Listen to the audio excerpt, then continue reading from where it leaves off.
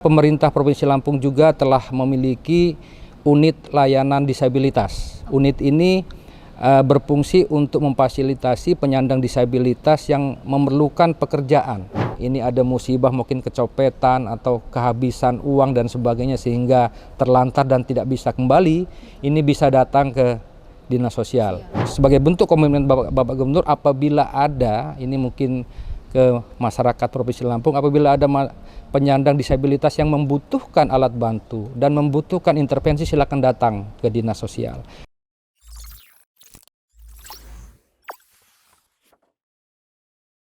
Assalamualaikum warahmatullahi wabarakatuh. Tabi pun. Ya pun. Selamat sore pemirsa, selamat datang kembali di podcast program pembangunan bersama dengan saya Alia Yospan.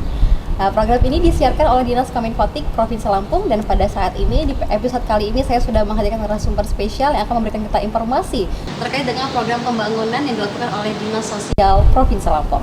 Langsung saja kita sapa, ada Bapak Dr. Aswarodi MSI selaku Kepala Dinas Sosial Provinsi Lampung. Halo, selamat sore Bapak. Selamat sore, Assalamualaikum warahmatullahi wabarakatuh. Waalaikumsalam, apa kabar Pak? Sehat? Alhamdulillah sehat. Baik, Bapak mungkin yang pertama Bapak bisa sedikit menjelaskan terkait apa saja program prioritas yang dilakukan oleh Dinas Sosial Pemerintah Provinsi Lampung dalam mendukung visi rakyat Lampung Berjaya.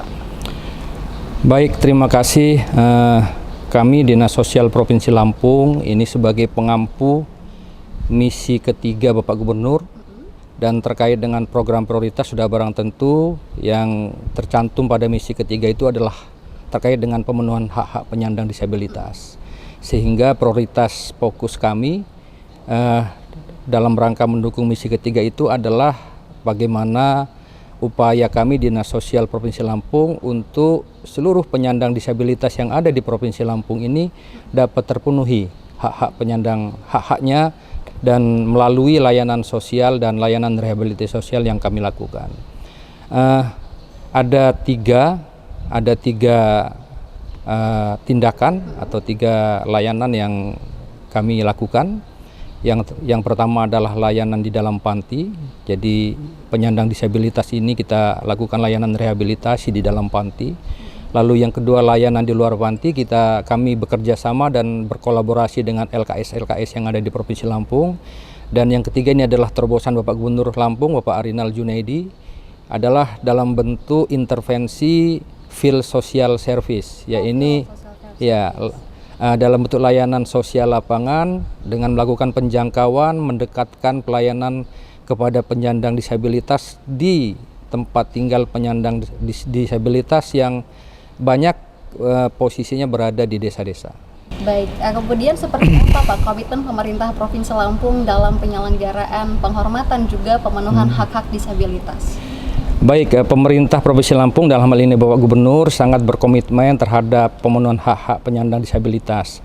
Ada beberapa indikator. Yang pertama, pemerintah Provinsi Lampung telah memiliki regulasi dalam bentuk perda dan pergub. Yang pertama adalah Perda nomor 10 tahun 2013 dan Perda nomor 7 tahun 2021 serta Pergub nomor 43 tahun 2022 kalau tidak salah ini.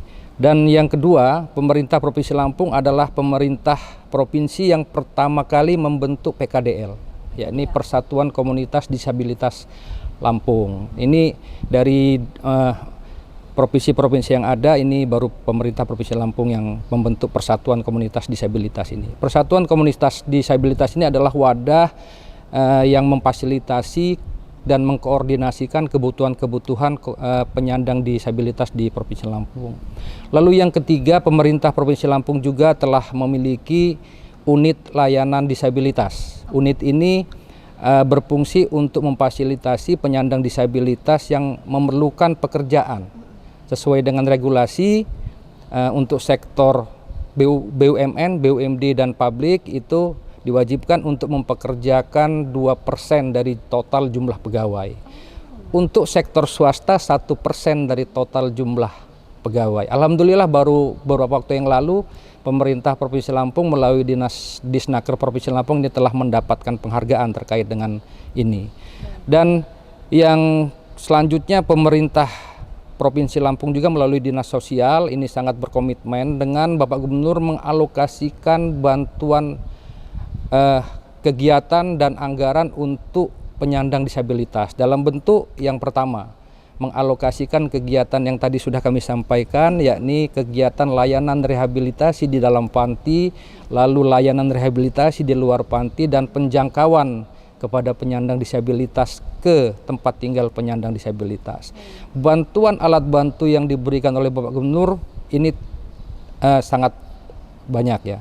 Bahkan dalam berbagai kesempatan Bapak Gubernur berkunjung ke setiap daerah, Bapak Gubernur selalu berkesempatan untuk menyerahkan bantuan alat bantu disabilitas tersebut kepada penyandang disabilitas.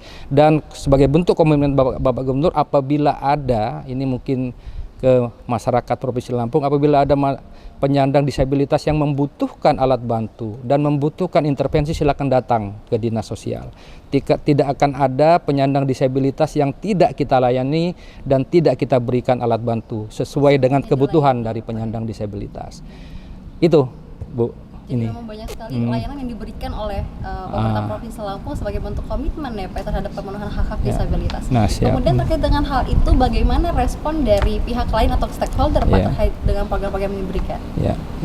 Ada beberapa respon yang luar biasa dan perlu kami informasikan di sini. Yang pertama adalah respon dari pihak-pihak terkait yang memang bersinggungan langsung dengan penyandang disabilitas. Yang pertama dari owner atau pencetus ide dibentuknya dapur difabel, yakni Ibu Dr. Saptarini.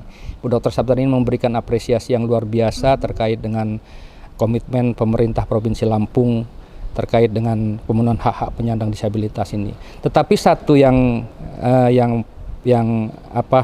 perlu kami sampaikan mungkin untuk menjadi penyemangat bagi pihak-pihak lain juga.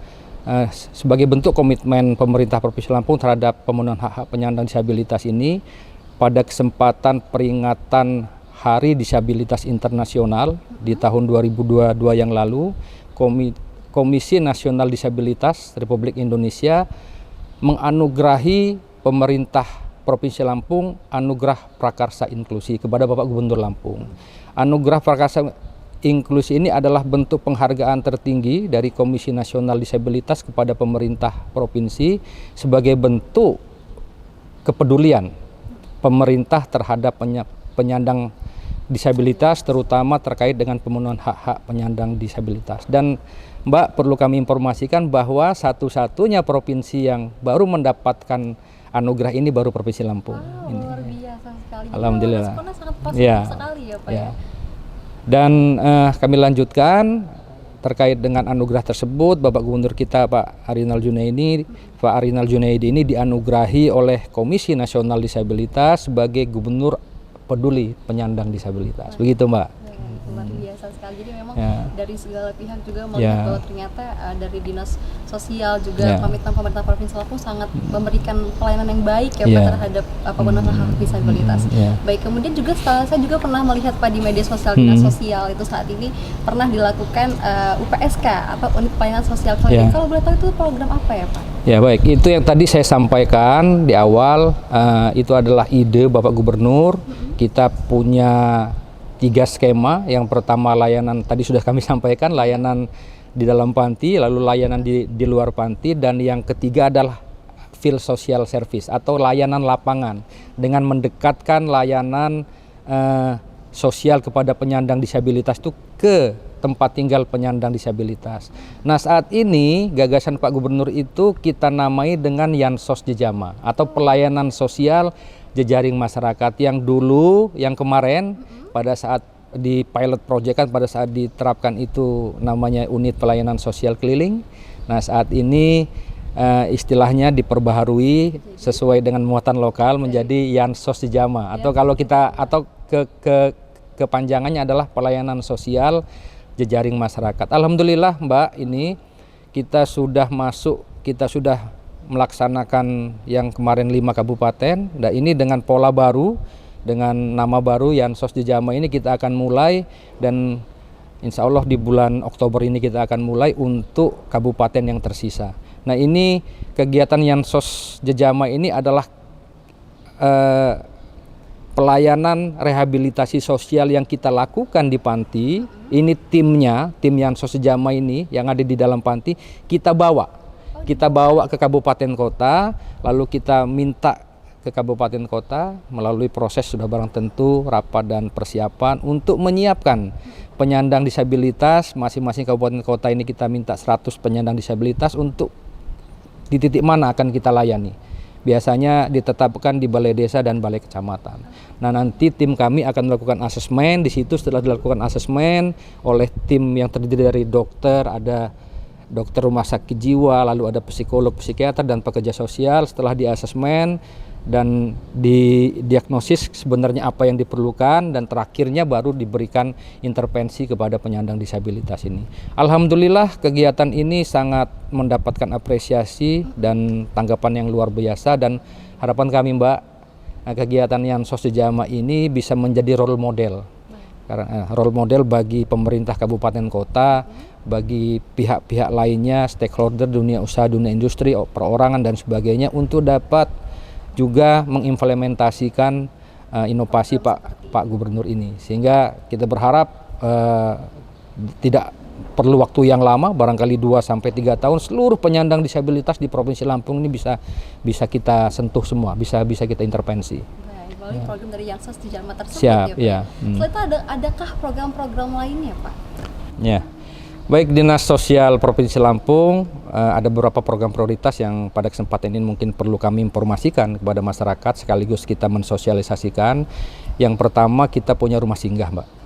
Kita punya 2 rumah singgah. Yang pertama rumah singgah di Bandar Lampung dan yang satu rumah singgah di Jakarta.